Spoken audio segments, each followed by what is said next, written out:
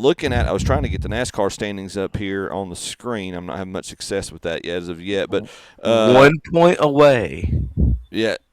1 point away is Denny Hamlin. Well, 8 points. So it's 8, but eight? Okay. yeah, but 3 weeks ago it was like 100 points we were talking about. So they raced the inaugural race at Naval Base Coronado in San Diego. All of our race picks, except Will wasn't here. We did Tyler Reddick in his honor, but Shane Van Gisbergen, less than halfway through the race, crashes out. So our favorite did not actually finish next to last on a road course. Never thought I would see that. And then Youngster in his 7th race, I believe, or maybe more than that, but looking to see Corey Haim in his 13th start, 23-year-old from Marietta, Georgia, picks up his first win on the big circuit past Will's honorary pick for the race, Tyler Reddick. Reddick got a flat tire, went from 1st to 25th in the last 3 laps of the race. And so Corey Haim picks up the welcome, Will. Glad to have you. Glad I could share that information with you. Yeah, put the crown on. Go ahead. Make it a crown. So who wrecked SVG? Who wrecked him? So it looks like he wrecked himself. All right, I was watching it. All right, here's what happened. Yeah. All right, so everybody's going after SVG, right, on the road course. So everybody's kind of racing him sort of aggressively. He ended up in a spot where he was basically 3rd in line, and the 2 guys racing in front of him, one guy went a little too hard into the corner and put the other guy in the wall. Well, SVG's 5 feet behind them, and he gets collected in those 2 kind of racing for first right in front of him, and the top 3 all wrecked together in one big wreck. Okay. So it was basically it was he wrecked himself. No, it was cars in front of him. He wrecked himself. Did you not listen to what Kevin just said? You barely sat down and Did you see the clip? Huh? Did you see the clip? I've read about it and I've listened to it. Did you see the clip? Did you see? The wreck happened in front of him. Right. And okay, let's see you slow down going the speeds they're going. Yeah. Yeah. At 100 miles per hour, 5 feet in front of him. Right, yeah. It happened in front of him. They didn't nobody wreck him. The way you said it was like somebody went after him and wrecked him. Well, it's challenging. Nobody plowed into him. I'll put it that way. But there was probably very little. Yeah, he plowed into somebody else because he was right behind him. Oh my gosh, Will. God. But yeah. So SVG was out of the race. Very less than halfway through. It is Connor Zelich, who is known as kind of the other road course specialty driver, along with Austin Hill, who they got collected, and SVG got collected up in their wreck, or they didn't wreck. The wreck that SVG did not cause, based on what Kevin's sharing, and Will's offering his input as well. But I'm trying to pull up the wreck. Tom's getting us a soundtrack with it too right now. I got it there, guys. You got it. I'm trying to pull up the wreck because fake news over here just walked in. Yes. Fake news from an SVG player. I'm watching. Well, they're not an SVG fan. Okay, there it was. Yeah, they were just. He just got collected. There was nothing he could do about it. I mean, yes. It was like Sam. Didn't nobody go after him? You said just because somebody tried to wreck him. Nobody. I never said they tried to wreck him. I said he was involved in the wreck. But they were like, and he didn't wreck himself. I mean, they were. It's not Yosef. Listen, him and another guy. I can't remember which one of those drivers. They were had already bumped each other quite a bit before that. But yeah. So, but with the ending of the race, Tyler Reddick with the flat tire. Again, I don't know if you caught to the beginning of this, Will, but Tyler Reddick's lead on Denny Hamlin is down to 8 points. It's okay. I hope you enjoyed the lead while it lasted. Now the experienced guys are actually going to take over. Yeah, we'll see. Don't worry, Ryan Blaney's still coming. Yeah, 133 points back in third is Ryan Blaney in the standings. Kyle Larson 4th, Ty Gibbs 5th, Chase Elliott 6th, Chris Buescher 7th, Daniel Suarez 8th, Carson Hocevar 9th, Chase Briscoe, Bubba Wallace, Christopher Bell, William Byron, Eric Jones, Austin Cindric, and Ryan Preece round out if the playoffs started today. The inaugural street race in San Diego was the race that caused SVG to fall out of playoff position. That's ironic. He was lot of money lost this weekend. That's exactly right. It's not fishy at all. No. Well, that's okay. They have a chance to redeem themselves because this week they're going right back to another road course at Sonoma. So they're at Sears Point to race this weekend.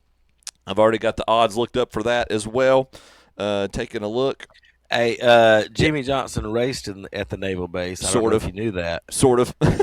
Had a brake failure, and wrecked out with a brake failure. It's just a weird thing. Like, you got your car over here, and then your brakes just give out here on the road course. So and you wreck. It's weird to me. I mean, I don't want to take anything away from these drivers. I don't want to take anything away from like Dale Earnhardt, Richard Petty, Jimmy Johnson, Jeff Gordon, these guys that have historically been great. But how much of this is the car? It's the car. I mean, versus the drivers in terms of how good they are. Because, I mean, we're watching Jimmy Johnson's one of the – I mean, you can't deny he's one of the greatest of all time. But he's not. I mean, and Kevin, you kind of went into this when we got into this a few months ago. How much of it too is when you just lose that fire, and you don't.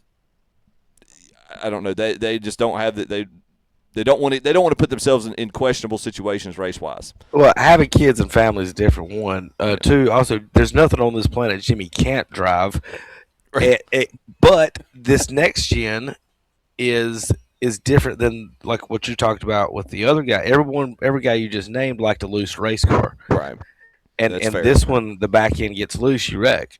Yeah. And that's not what these guys. That's not what anybody prior to this next gen liked about any car. They all wanted them loose and fast, where they wanted that back end moving, and where but controllable. And this one, the back end pops out, it's gone.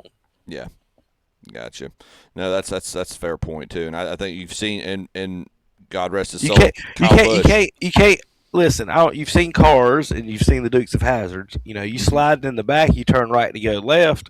That's what you're supposed to do. These boys been doing that all their lives, and then they bring this car along and it don't quite do that at all. So nobody really likes the car at all. Hamlin has done the best adjusting from the past to this end, but I don't know if that's just a Toyota thing because a lot of the Toyotas are doing well themselves. Yep, it's so hard to transfer from the dirt to the track. Yeah, Jim used to race dirt trucks, and dirt bikes, dirt trucks, dirt bikes, and jump straight into it. And then so like that's the thing. You want that back end loose and under control, and that's not what this car does. So anyway, this weekend, what we got? So, again, they're at Sonoma. Shockingly, the odds are exactly for the favor is basically exactly what it was last week. Shane Van Gisbergen, you've got to bet more money to make money back, basically. A $10 bet, almost. You've got a $10 bet will win you $16.67 for SVG. He's minus 150. The top five updated just recently, or just earlier this morning. Trying to see if I can find that. So Van Gisbergen is the favorite. Connor Zilic is at 9-1. Tyler Reddick, Will's pick, 11-1. I'm going to go out on a limb there and say Tyler Reddick, 11-1. Kyle Larson is 14-1, and then tied for fifth in the odds. Michael McDowell, Ryan Blaney, and Ty Gibbs all 17.5-1. It's Austin Hill that Van Gisbergen has the beef with because there's two races. He's been involved in an incident with Austin Hill, so but he's not like some others that just comes out there and just whine and crying.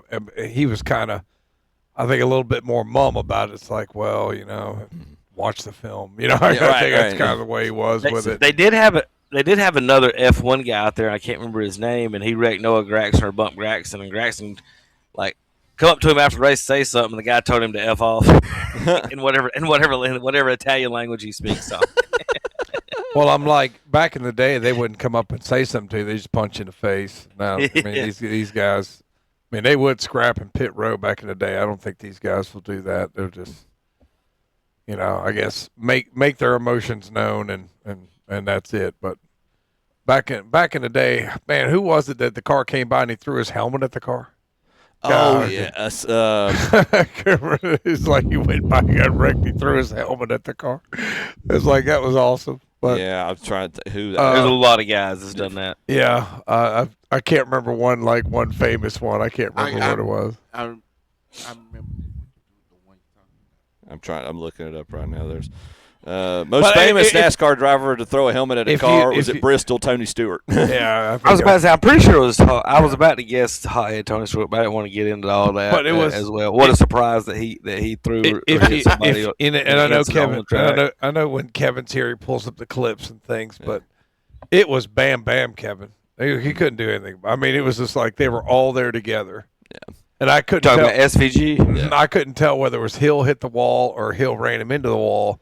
He ran him into the wall. Yeah. Okay. So because he couldn't. The guy in the middle didn't make the turn. He went in too fast and slid into him. He slid into him, who slid into the wall, and then SVG was there. It was just definitely bam bam because they were all bunched. Yeah, they were all bunched, and it was just bad luck. That was Connor Zilic was the other one, and they interviewed him after. He's like, I felt like I was giving Austin Hill space, and the next thing I was in the wall.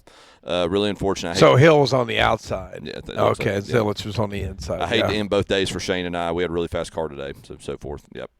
So. Well. All right, boys. All right. Anybody? All right. Are we doing? Will taking Tyler Reddick and the three of us taking SVG at Sonoma this week?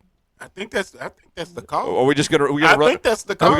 I'm taking Kyle Larson. Oh! I'll take Kyle Larson. Surprise! Look at Willie. I like it. Tom finished pretty well, and I think that maybe Shane does have a target on his back. Maybe they're going to make sure the guy didn't get wrecked. We're going to make. He ran into somebody. He didn't. Get He was involved. I know he's had our. Maybe they're gonna they don't like this guy from New Zealand winning races. So I know we've had our Diana Rossini, Mike Vrabel situation in the NFL. Apparently in NASCAR, Carson Hocevar and Kay Adams have been flirting with each other back and forth after her little interview, and he's talking about taking rides together and all kinds of things. These guys so I'm going to pick Hocevar has been with the Cougar this past week or two, so I'm going to pick Hocevar to win in wine country. How about that? Wow. That's awesome. I can't even comment on that. Thanks, Kevin. Nailed it. I know, Will. Nailed it. Carson Hocevar is not married. He does have a girlfriend, though, Larissa Ford. Or did. Who does? or did. According to Kevin, he did. He didn't. He don't have no any girlfriend. He ain't got no girlfriend. You watch him on Twitter. He ain't got no girlfriend. So is either that or they're very open about their relationship. Right. In Vrabel's case, I know he was married, but is that reporter married too? She's not. Yes, she was. Yes, she was. She married too. Okay. Tom, she named her baby with her husband Mike. Oh. Okay. And because that's who she was thinking of when he was conceived. Well, there's a lot of timing. There's a lot of timing that a lot of people think that it may be Vrabel's kid. Actually, I was about to say, that's the big news. That's the big news that hasn't dropped in the back. That's just a lot on the timing. Yeah. You know, the internet's loose. They put everything together, and so anyway, we can talk about that later. But anyway, let's. Is that it for NASCAR? That's about it for NASCAR. Yes, sir. We got Kyle Larson is Tom's pick. Tyler Reddick with Will and Kevin. I'm assuming you and I are going with SVG for the. No, I said I want the Cougar Hunter. Oh, you Hocevar. So we're all going to. All right, well, I'm sticking with Vegas. I'm going with SVG this week.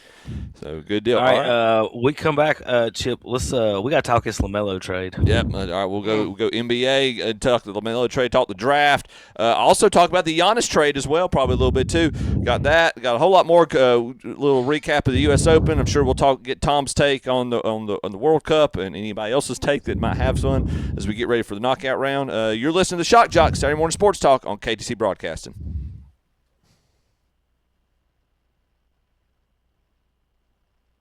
If you need some gas lines run, call. For residential or commercial, they'll have you hooked up in no time at all. And now's the time to jumpstart maintenance on your gas logs.